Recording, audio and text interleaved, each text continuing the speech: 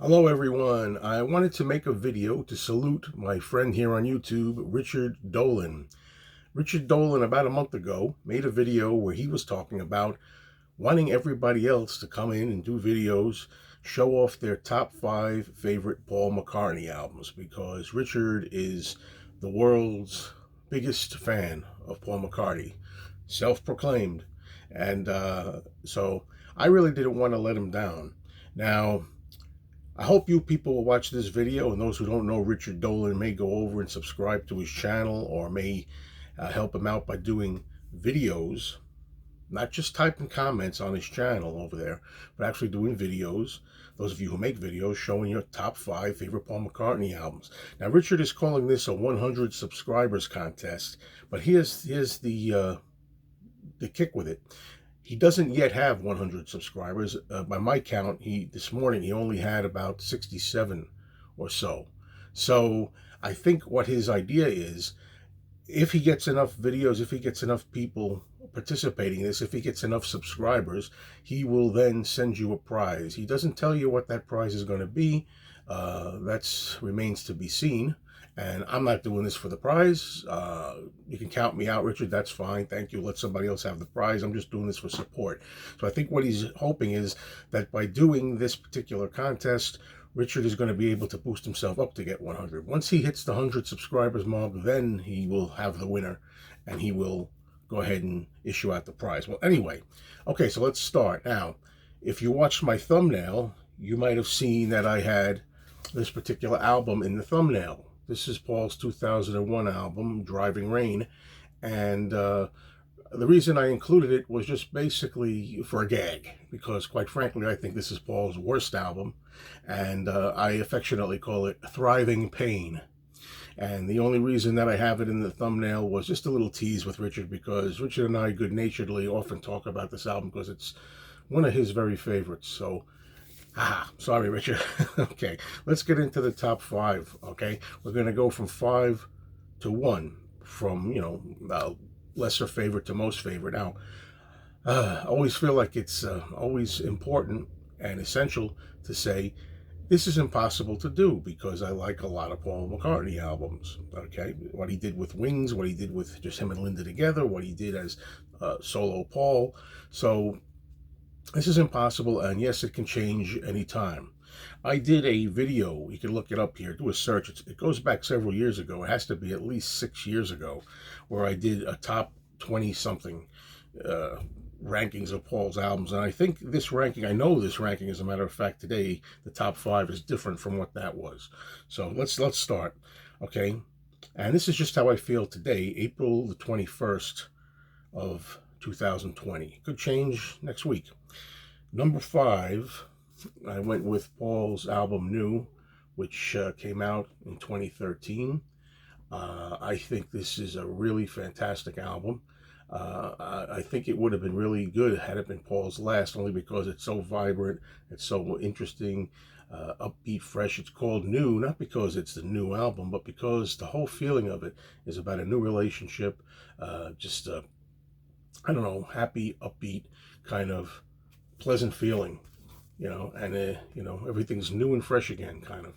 And it comes through on the album, and a lot of different styles, producers on here. I really enjoy this album. That's number 5. Number 4, now I'm pretty sure this album did not appear in my top 5 last time, but really it is one of my favorite albums in Paul's entire career as a solo artist, and I make no apologies for it.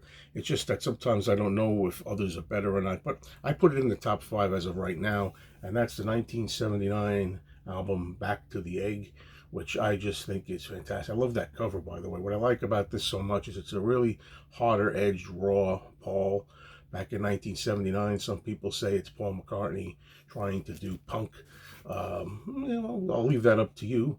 But I think there are some songs like that, maybe Spin It On, for example. But I like that this is Paul just being completely hard-edged. You don't get a lot of rock from Paul. So number 4, Back to the Egg. Number 3, I went with Flaming Pie. Flaming Pie is a really good return to form for Paul. A lot of people think that between, like, say, press to play in 1986 and so on.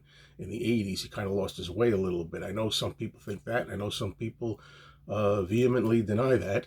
However, in my feeling, he did kind of lose his way a little bit in the mid to late 80s.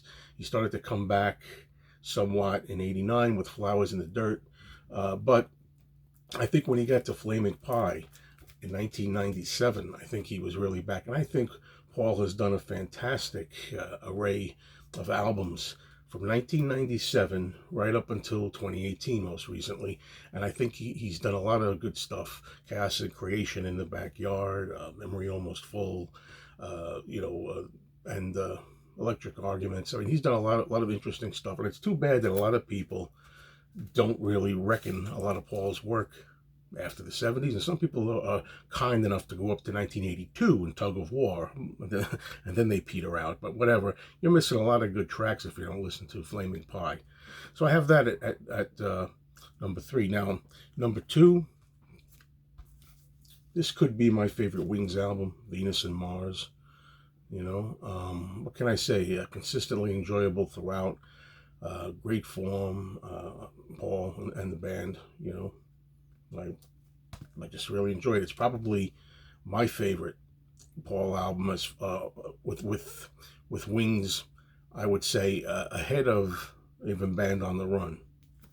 Okay. Number 1, yep, still the champ for me. 1971 album, Ram. Very interesting album. A lot of great variety on here. Homespun feel, but pop and homespun at the same time. I'm so glad that the Ram album from 1971 has actually managed to get popular again with people and get in good standing. This is now often considered at the top of the heap of many Paul McCartney fans' album choices. It's usually Band on the Run that gets to be number 1, but I do love Band on the Run, the album, and it almost made the top 5. Maybe I'd put it at number 6 right now. It's definitely in the top 10 for me, but there's just a couple of songs on Band on the Run that I don't really like too much, but the other ones I really love. Anyway, so that's it. Subscribe to Richard Dolan. Try to get him up to 100 subs, please. I'll try to leave a link to his channel below if I remember, and you can go over there easy and give him your support. Those of you who make videos, make your top 5 Paul videos. Tell him Mr. Mayo sent you, and everybody stay safe out there.